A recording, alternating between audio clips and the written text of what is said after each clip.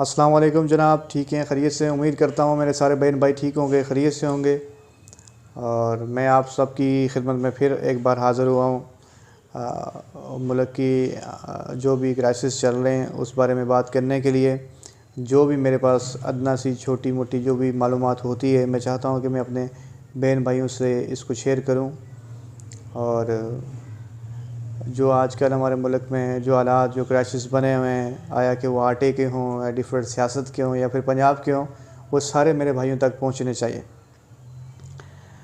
मेरा छोटा सा तारफ़ है जी, मेरा नाम राजा मुबीन अफ़ज़ल है और मैं चेयरमैन वॉइस ऑफ कश्मीर भी हूँ और पाकिस्तान तहरीक इंसाफ से भी मेरा ताल्लुक़ है। और उसके अलावा मैं एक तजिया निगार भी हूँ डिफरेंट न्यूज़ चैनल पे। और जनाब, आज के बाद इंशाल्लाह मैं जितने भी मैं वीडियोस वगैरह बनाऊंगा डिफरेंट हालात के बारे में, तो ये वीकली 2 से 3 दिन बाद मेरी वीडियोस आएगी और वीक में तकरीबन 2 या 3 वीडियोस आएंगी और अल्हम्दुलिल्लाह ये सब भाइयों को तक पहुंचेगी। और आप सब मुझे सपोर्ट करते हैं और एक दफ़ा फिर मैं दरख्वास्त करता हूँ अपने भाइयों से कि प्लीज़ मेरे चैनल को सब्सक्राइब भी किया करें, लाइक भी किया करें और शेयर भी किया करें। आज हम बात करते हैं जो इंटरनेशनल कंट्री में हमने उनसे रिक्वेस्ट की और जो ममालिक ने हमारी मदद की उस बारे में। देखें जी, पाकिस्तान के जो हालात हैं ये किसी चीज़ से छुपे हुए नहीं हैं, ये हर फ़र्द को, हर फैमिली मेम्बर को पता है, शायद मुझसे बेहतर पता हो। और जिस क्राइटेरिया में हम जा रहे हैं या जो सूरत हाल दिन ब दिन कन्वर्ट होती जा रही है, और हम फिर भी अपने बयानिए से वापस नहीं आ रहे और हम अभी भी पाकिस्तान को जो है मिल बैठ के पाकिस्तान के बारे में नहीं सोच रहे, सिर्फ अपनी ज़ात के बारे में हम सोच रहे हैं। मैं समझता हूँ ये सबसे बड़ा हमारे लिए, इससे बड़ा अलमिया क्या हो सकता है कि हम अल्लाह ताला के हुक्म से कि कायद-ए-आज़म की सूरत में अल्लाह ताला ने हमें एक नया मुल्क मिला पाकिस्तान, जिसमें हम ये फ़ख्र से कह सकते हैं हमारे हर फ़र्द को आज़ादी है। एक मुसलमान मज़हब है हमारा, इस्लाम से हैं हम, तो हम अपने दीन को लेके ख़ूबसूरत तरीके से चल सकते हैं और एक आज़ादी की सूरत में हम अल्हम्दुलिल्लाह यहाँ रह सकते हैं। ये आज़ादी की जो नेमत है, मैं आपको बताता जाऊँ, ये आप मकबूजा कश्मीर के लोगों से पूछें या फिर आप जो इंडिया में मुसलमान रहते हैं उनसे पूछें, फ़लस्तीन के लोगों से पूछें, तो आपको ये पता लगेगा कि आज़ादी क्या चीज़ है।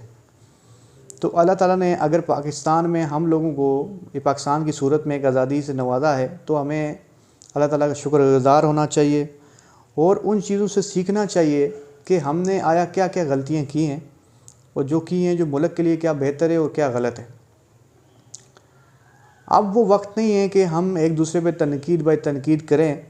अब हमें सोचना होगा, आगे बढ़ना होगा और एक प्लेटफॉर्म पे बैठ के जितने भी सियासतदान हैं पाकिस्तान के लिए सोचना होगा, अपनी सोच को अलग करना होगा, जिसमें आवाम के लिए सोचना होगा।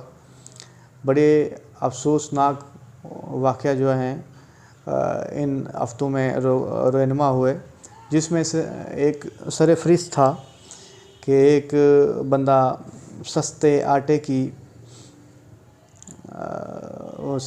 के लिए अपने बच्चों का पेट पालने के लिए घर से गया और वापस उसकी लाश आई। इसी तरह से कल एक औरत गई और वापस वो भी फौत हो गई।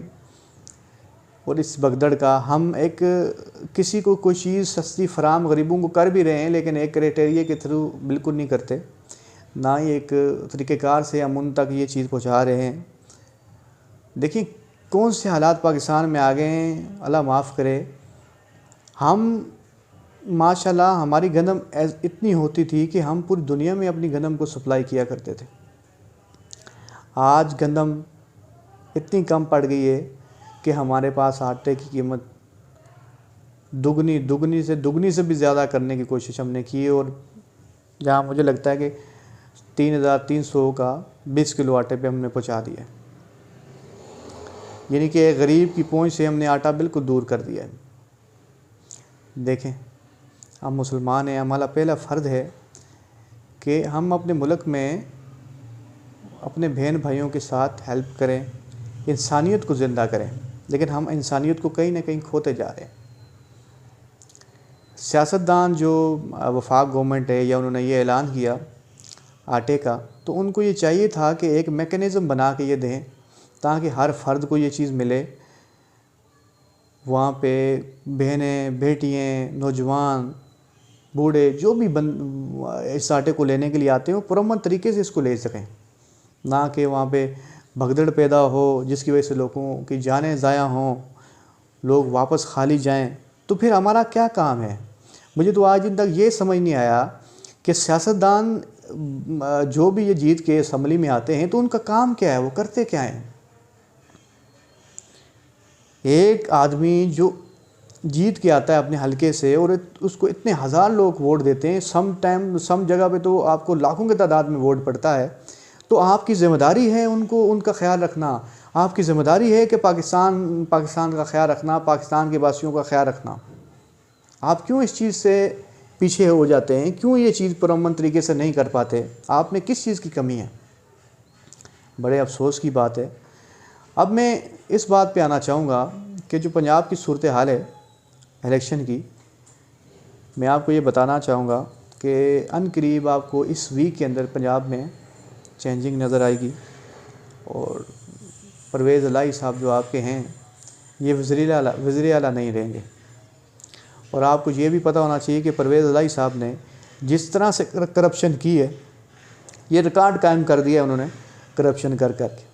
यानी कि गुजरात के हर फ़र्द को जो है ना, अपनी पूरी फैमिली मेम्बर को इसमें इंक्लूड करके सारा पंजाब का माल वहाँ पे कन्वर्ट करा दिया है। और जो रह गया था माल, वो प्रॉपर्टी डीलर्स जो हाई बिल्डर्स हैं उनके साथ कनेक्टिविटी करके भी खाने की कोशिश की जा रही है। पीटीआई के इतने एमपीएस होने के बावजूद उनको वो चीज़ें नहीं मिल रही। इसमें किसका कसूर है आप बेहतर जानते हैं।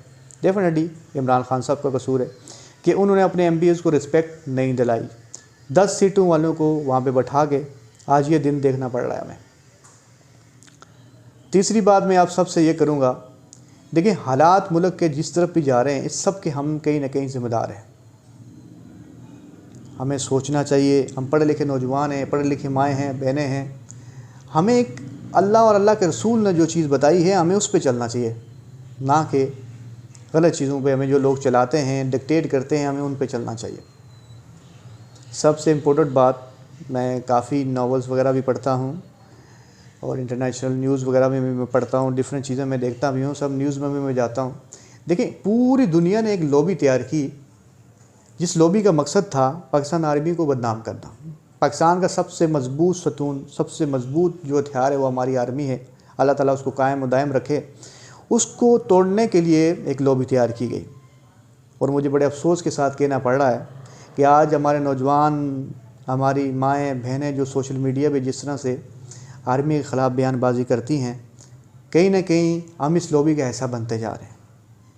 हमें समझना होगा, हमें सोचना होगा कि लोग हमें अपने ही घर में, अपने ही अदारों के ख़िलाफ़ कैसे तैयार कर सकते हैं। क्या हम इतने नासमझ हैं? क्या हमें इतनी सोच नहीं है? अल्लाह ताला हमें सोचने की तौफीक दे। जो भाई जो कर चुके उससे माजरत करें। नेक्स्ट टाइम अदारों के ख़िलाफ़ कोई भी ऐसा बयान ना दें जिससे इंटरनेशनल कंट्री या फिर हमारे दूसरे भाई इसका फ़ायदा उठाएं, या फिर हमारे पड़ोसी मुल्क इसका फ़ायदा उठा के हमें नुकसान पहुँचाने की कोशिश करें। पाकिस्तान आर्मी के नौजवान हैं तो हम हैं, वो बॉर्डर पे हमारी हिफाजत करते हैं, हम सुकून से अपने मुल्क में रहते हैं। अगर वो ना हो, याद रखें जब भी जंगें हुई हैं हमारे यही भाई टैंकों के नीचे लेटे हैं सिर्फ हमारे लिए। आज हम इन्हें कैसे गलत कह सकते हैं? आज हम कैसे इनके सरबराह की बात कर सकते हैं? वो दुनिया को पता है कि हमारे पास सबसे मजबूत चीज़ पाकिस्तान आर्मी है, इसलिए दुनिया इसको तोड़ने की कोशिश कर रही है। हमें सोचना होगा, हमें समझना होगा, हमें इस पे फोकस करना होगा। और तीसरी बात, देखें ये टाइम सियासत करने का नहीं है। हम में से कोई भी बंदा जो है, कोई भी सियासी पार्टी, वो पीटीआई हो, नून लीग हो या पीपल्स पार्टी, ये सब पाकिस्तान आर्मी का सहारा लेके गवर्नमेंट में आई हैं। इसमें ये नहीं कह सकते कि फ़र्द वाहिद एक बंदा आया 2 आए, नहीं, ये सब के सब आए। इस टाइम पाकिस्तान मुल्क के लिए सोचें। इस टाइम हमने अपने मुल्क को तरक्की की तरफ गुमरान करना है। यार कैसा लगता है कि हम हमेशा कटोरा लेके पूरी दुनिया में मांगना शुरू हो जाएं। ये गलत बात है। हमने अपने अंदर चेंज लानी है, हमने अपने मुल्क को तरक्की याफ्ता कराना, अपने नौजवानों को जॉब्स देनी है। ये तभी होगा जब हम सब एक पेज पे होंगे। अगर हम एक पेज पे नहीं होंगे तो माज़रत के साथ हम कुछ भी नहीं कर सकते। इसलिए अभी भी हमारे पास वक्त है, हम समझ जाएं, अल्लाह और रसूल के कानून को नाफज कर लें और अल्लाह और रसूल की कही हुई बातें मान लें, तो अल्लाह ताला हमें तरक्की भी देगा, हमारी हिफाजत भी करेगा। लेकिन हम इतने नासमझ हैं कि हम गोरों का कल्चर अपनाते हैं और अपना कल्चर कहीं ना कहीं भूलते जा रहे हैं। मैं सब भाइयों से ये दरख्वास्त करना चाहूँगा, रिक्वेस्ट करना चाहूँगा, मेरे भाइयों अब समझो ये टाइम समझने का है। लोग पूरी दुनिया हमें अपने ही मुल्क, अपने ही अदारों के ख़िलाफ़ करना चाह रही है लॉबी। हमें उस लॉबी का सहारा नहीं लेना, उसको मुंह तोड़ जवाब देना है। हमने अपने अदारे, अपने पाकिस्तान की सालमियत को हमेशा ऊपर रखना है, तभी हम मुहब्बत वतन पाकिस्तानी बन सकते हैं। और फिर मैं अमीर, जो भी हमारे अमीर भाई हैं, अल्लाह ताला ने उनको दिया हुआ है, उन सब से दरख्वास्त करूँगा, ये जो आपका माल है, इस माल को कहाँ लेके जाएंगे, ज़िंदगी का कोई पता नहीं। आज पाकिस्तान को आपकी ज़रूरत है, पाकिस्तान के साथ शाना बजाना खड़े हों, गरीब भाई बहनों को जिनको ज़रूरत है उनके साथ खड़े हों, यतीमों का सहारा बने। अल्लाह ताला आपको तरक्की भी देगा। जब आप बाहर निकलेंगे दुनिया को पता लगे पाकिस्तानी सारे एक पेज पे खड़े हैं। सियासत के बारे में आपसे ये अर्ज़ करना चाहूँगा कि आने वाले दिनों में इंशाअल्लाह पंजाब में आप चेंजिंग देखेंगे, तो आपके परवेज़ इलाही साहब नई वज़ीर आला होंगे, क्योंकि वो जाने वाले हैं। और नेक्स्ट मेरी जो वीडियो होगी उस पर इंशाअल्लाह जो नया धड़ा बनने जा रहा है पंजाब के अंदर, उसमें तफसील से मैं अपने भाइयों से बयान करूँगा, तफसील से मैं आपको बताऊँगा कि अभी आगे क्या होने वाला है। ये छोटी सी चीज़ें थी जो मुझे अपने भाइयों से बतानी थी, तो मैंने बताई। अपना और अपनी फैमिली का ख्याल रखिएगा, पाकिस्तान को सबसे ऊपर रखिएगा, और अल्लाह ताला आप सबको सलामत रखे। दुआओं में मुझे याद रखिएगा। अस्सलामु अलैकुम।